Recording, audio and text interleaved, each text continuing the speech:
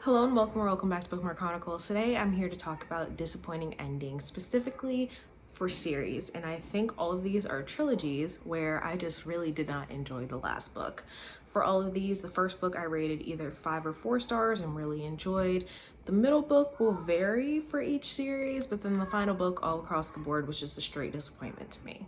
For most, if not all of the series that I'm going to talk about, I do have reviews either for individual books in the series or even for the series as a whole. So if I do, I will make sure to link that in the cards and in the description below. The first series that I want to talk about is the Daevabad Trilogy by S.A. Chakraborty. As you can see, I do still have all 3 books. I hated Empire of Gold, but I wanted to get it because I wanted my trilogy to be complete. I really like the covers too. They're all very beautiful.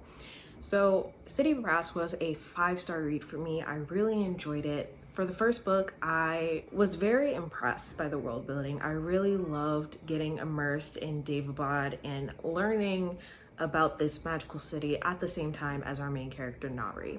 As far as the characters, I didn't hate anybody, at least not in the first book. I really liked Nari. I felt that Ali was boring, but I really liked his POVs because we were learning so much, particularly about the politics in Daevabad. And then I know that everybody loves Dara, but he was just kind of there to me.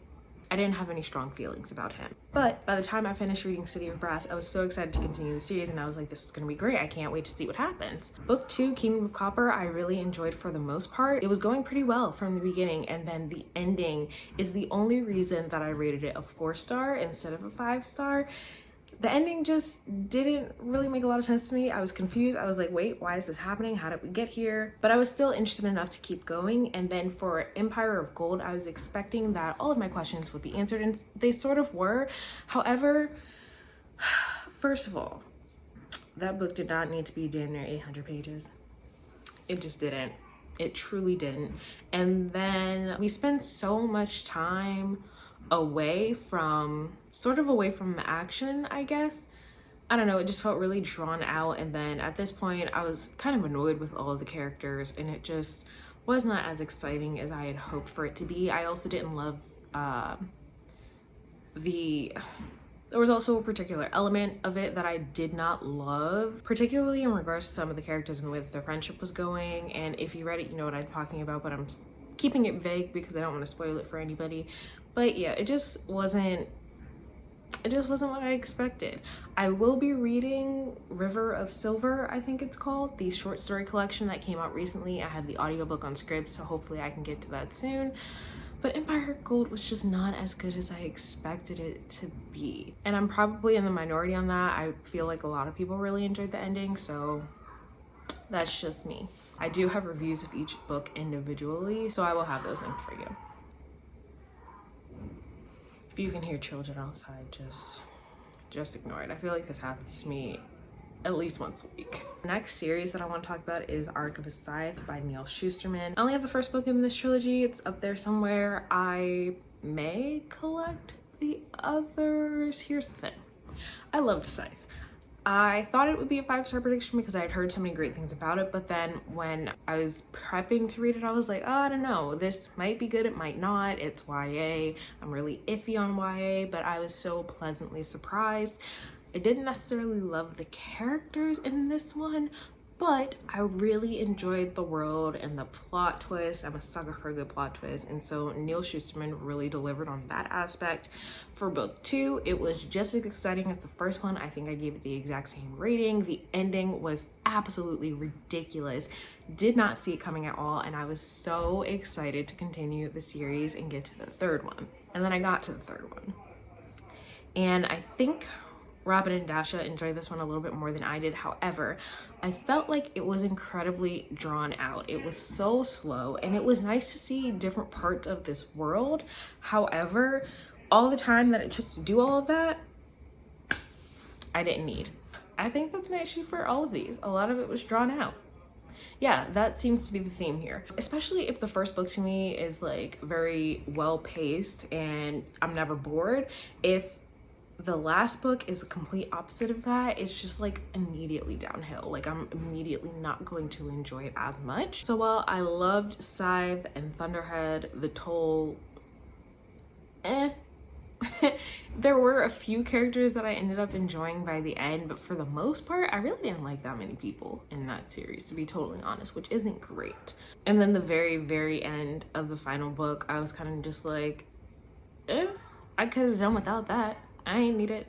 I don't feel like it was necessary. I don't feel like this situation adds value. But I do have a series review of that if you are interested in more of my thoughts. The next series that I want to talk about is Girls of Paper and Fire. I no longer have these books. I might have one. I know I definitely sold two. I might still have the first book. But I decided to unhaul them because I just didn't care anymore. I really enjoyed Girls of Paper and Fire, getting to know the characters, the world, this caste system, and what it was like to be a paper girl, and following Lay and her rebellion and her falling in love with one of the other paper girls. I really enjoyed all of that. It was interesting, it was intriguing, I wasn't bored, and I didn't mind the romance. Then we got to book 2. And the romance became very fucking annoying. I typically don't enjoy romance subplots in fantasy because a lot of times I feel like the characters will do stupid things, or they'll focus on their romance in a time where their lives are quite literally in danger. Like it's a life or death situation, and you worried about how soft somebody's lips are or how their arms feel around you. Now's not the time. There's a time and a place, and this ain't it. So that was my issue with the second book. And the third book, once again, felt way too long, way too drawn out. And I don't know if there were things for that one that felt unanswered to me, or if I just didn't care anymore, so I was spaced out. It was probably that. I just probably didn't care anymore. So Girls of Paper and Fire was good. I enjoyed it. The rest of the series, not so much. And again, YA, certain tropes. I liked the characters for the most part. Actually, a lot of the characters in that series are very lovable. There were certain things that happened that really hurt, and I was like, oh, this character deserves so much better. But at the end of the day, things going on around the characters were just kind of annoying, and then the romance like took over at a point where there were more important things to worry about, like literally war. So that just doesn't work out for me. But again, it is YA, and I'm so iffy on YA. Sometimes it's really great, like Iron Widow and Ray Bear, and then sometimes it's like this, and I'm just like, yeah, no.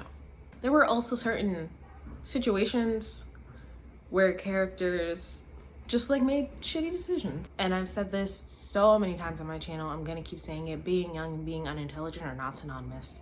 Just because someone is a teenager does not mean that they're bound to make stupid decisions that literally put themselves in danger. So I get it, it can happen sometimes, but when it's like constantly happening over and over again, like I don't care. And the last series that I want to talk about that really hurts to have to mention in this video is the Burnt Empire Saga. Loved Upon a Burning Throne.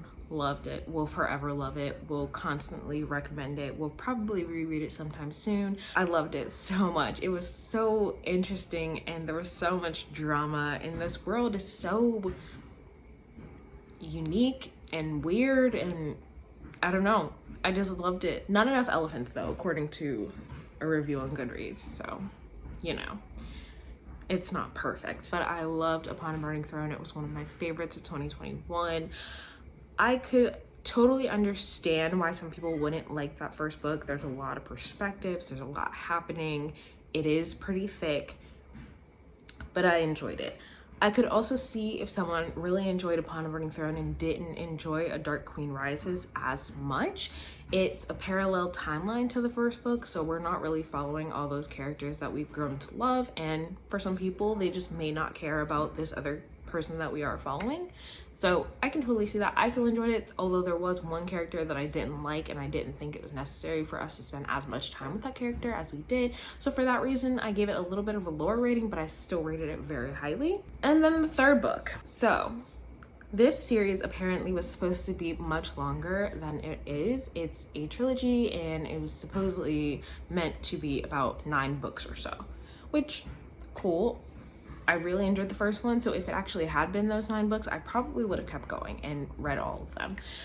However, this first book did not get as much hype as in my opinion, it deserved. And I think that was a part of the reason that they ended up cutting the series. And the final book definitely feels rushed, but not enough at the same time.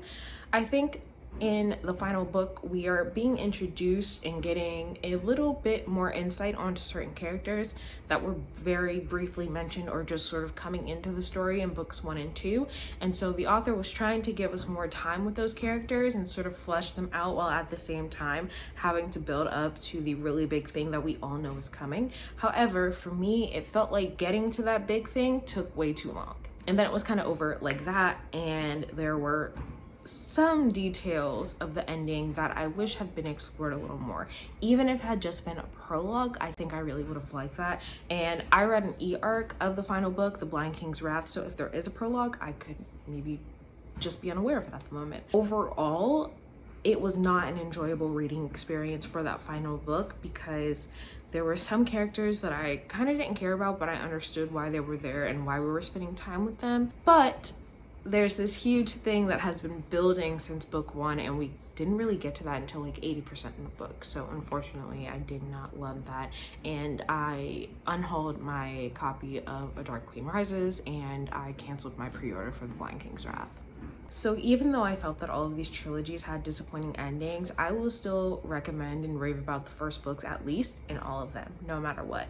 And as always, I never want to be the one to discourage someone from reading something that they're interested in unless it's like actually harmful, which none of these are.